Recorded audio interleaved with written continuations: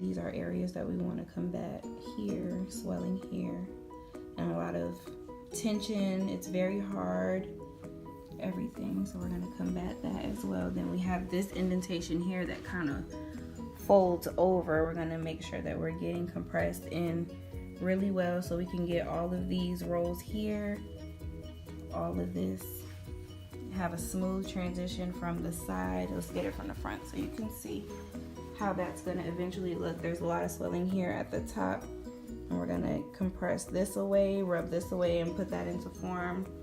You can see the stomach from the side. There's still a little bit of swelling, and it's past the lower hip area. Eventually this is going to be back, and it's going to be smooth and flat, aligned with the hips.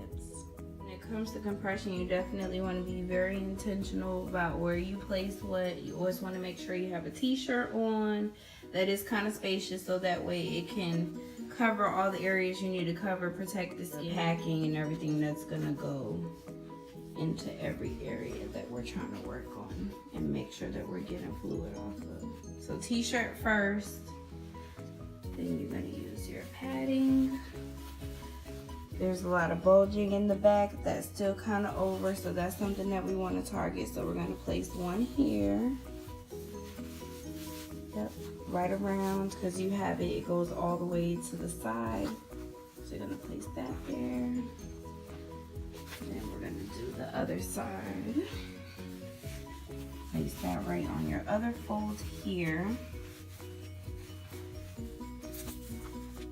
Okay, this is how we have the front compressed. We have the backboard in place with the pads underneath to make sure that there's extra compression in the middle, so all of those spaces that will possibly not have proper pressure can definitely be compressed.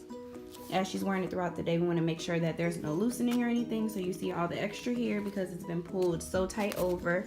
And there, depending on how your shape, what type of butt you have, whether you have a shelf butt or a slope butt, it just determines how high or how low your ab board or backboard may sit. So she wants to make sure that she has a clear indentation. Since she has swelling in her low back, she's going to have a deep V at the top of her butt. So we make sure that we have the backboard properly placed in there and properly compressed to define that for her and give her the desired compression there. We make sure that we have the surgical bra is in place. It's more soft, but it's still compressing the upper back, and then the backboard and lipofoams and extra padding inside covers all of the sides to smooth out those indentations that we want to target. Make sure that we're focusing on these angles here. We're trying to get this waist tucked in even more, which is our goal with compression. This is her stage 1 faja still, but she's on her 4th hook. That's 4 rows of clamps, and she's on her last row. She's pretty good. She even still has a little bit of room up in here,